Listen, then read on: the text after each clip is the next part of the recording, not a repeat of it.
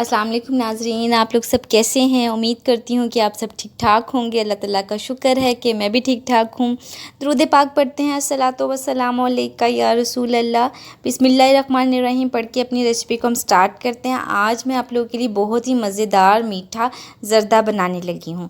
ज़र्दा बनाने के लिए आपने चावल और चीनी की जो क्वांटिटी है, ये बात ध्यान से सुने, ये एक टिप भी है। चावल और चीनी की जो आपकी मेजरमेंट है, जो आपकी मिक़दार है, वो सेम होनी चाहिए। चावल मैंने इतने ही 1 कप लिए थे। 1 कप चावल लेने के बाद मैंने उन्हें आधा घंटा भिगो दिया। भिगोने के बाद अब इन चावलों को मैंने देगची में पानी में डाला है ताकि हम बॉईल करें।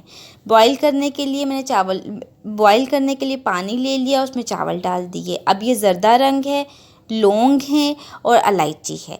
लौंग मैंने 2 अदद लिए थे और इलायची 1 अदद ली थी, क्योंकि चावलों जो लिया है वो हमने 1 कप लिया, इसके लिहाज से हमको रखना है अपनी क्वांटिटी सारी। अब ये उसके बाद मैं रूह केवड़ा जो है वो मैं डाल रही हूँ, वो 2 चम्मच आप डाल दें। उससे ये होता है कि चावलों की एक खुशबू अच्छी आ जाती है। और चावलों में जब हमने इलायची, लौंग, रूह केवड़ा डाल दिया तो एक बड़ा अच्छा सा अरोमा सा चावलों में आ जाएगा जब चावल बॉयल हो चुके होंगे। ठीक है, आप देख सकते हैं चावलों में मैंने बॉईल करना शुरू कर दिया। जब चावल बॉईल हो जाएंगे उसके बाद आपको इसमें कोई कनी नहीं रखनी। सिंपल चावल ऐसे ही जैसे आम नॉर्मल चावल बॉईल होते हैं वैसे रखने, कनी के बगैर। अब ये चावल बॉईल हमारे हो चुके हैं। बॉईल करने के बाद हम स्टार्ट करते हैं हम कुकिंग स्टार्ट करते हैं किस तरीके से हमें बनाना है। ये 4 अदद लौंग हैं और हरी इलायची, सब्ज़ इलायची जो होती है वो है, उसके बीज हैं से। ठीक हो गया। उसके बाद जो हमारे पास 2 चम्मच दही है, ये आपको मैं दिखा रही हूँ। ये जो दही है ये 2 चम्मच है। ओके, बाकी जो चीनी है, चीनी की क्वांटिटी उतनी ही है जितनी के कच्चे चावलों की क्वांटिटी थी। ओके, बॉईल करने के बाद क्वांटिटी नहीं करनी, हमने चीनी की मेजरमेंट पहले ही रखनी है जितने कच्चे चावल होंगे। बाकी ये मुरब्बा है, मिठाई है और बादाम है, ये हम गार्निश में यूज़ करेंगे। अब मैंने देगची चूल्हे पे रख दी हुई है। उसके बाद मैं ऑयल डालूँगी। ऑयल डालने के लिए, क्योंकि हमारे 1 कप चावल थे, इसलिए मैंने सिर्फ उसमें 3 चम्मच खाने के ऑयल डाला है। ओके, ऑयल डालने के बाद जब ऑयल गर्म हो जाए तो हम इलायची और जो लौंग थे वो हम डाल देंगे। ओके, इसको थोड़ा सा गरम करेंगे। गरम करने के बाद जब ये गरम हो जाएगा फिर हम इसके अंदर दही डाल देंगे। जब हम दही डाल देंगे, दही डालने के वक्त आपने उसके बाद आपने अपना चम्मच जो है वो नहीं रोकना। ओके, अब देख सकते हैं मैं दही डाल रही हूँ, ये 2 चम्मच दही था। दही डालने के बाद मैं चम्मच जो है वो नहीं रोकूंगी। इनका जो कलर है दही का वो ब्राउनिश सा हो जाना चाहिए। ठीक है, ब्राउन सा हो जाएगा तो उसके बाद दही जो है वो खोए की लुक में आ जाएगा। आप ये बात मेरी टिप याद रखिएगा कि जब ज़र्दा हम मीठा राइस बनाने लगें तो चावलों में हमने ऑयल या घी ज़्यादा नहीं रखना। अगर हम घी या ऑयल ज़्यादा रखेंगे तो चावल जो है चिपके चिपके बनेंगे, इसीलिए मैंने इसमें ऑयल की क्वांटिटी कम रखी थी। अब जब आपका जो दही है वो ब्राउन शेप में आना शुरू हो जाएगा, जब तक आपने उसको चम्मच लाते रहना। अगर आप एक ही जगह रखेंगे दही को और इसमें चम्मच नहीं हिलाएंगे तो वो सारा जुड़ जाएगा, एक ही जगह बैठ जाएगा। अब हम जो हैं वो जो चावल हमारे बॉईल हो चुके थे उसकी हम एक लेयर हम लगाएंगे। आप देख सकते हो मैंने आधे चावल लिए और आधे चावलों की मैंने एक पूरी लेयर लगा दी है।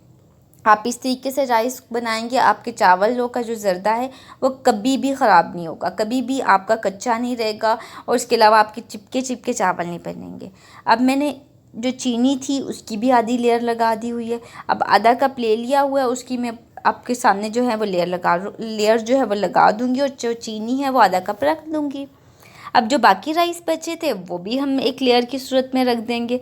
जब आप इसको भी लेयर लगा दोगे, जो चीनी बच चुकी है वो भी लगा दें। इसी तरह आपके चावल जितनी भी क्वांटिटी में ज़्यादा हो या कम हो, आपने चीनी और जो चावल हैं कच्चे चावलों की क्वांटिटी सेम रखनी है। ज़र्दा बनाने की टिप यही है।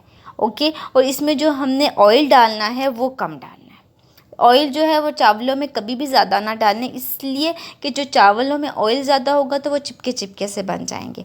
अब इस वक्त जब आप चीनी की लेयर लगा चुके हों, चावलों की लेयर लगा चुके हों, तो आपने अपनी चूल्हे की आंच जो है वो तेज़ रखनी है और इसके ऊपर ढक्कन भी नहीं देना, क्योंकि चावल जो है बॉयल हुए हुए हैं, पके हुए हैं।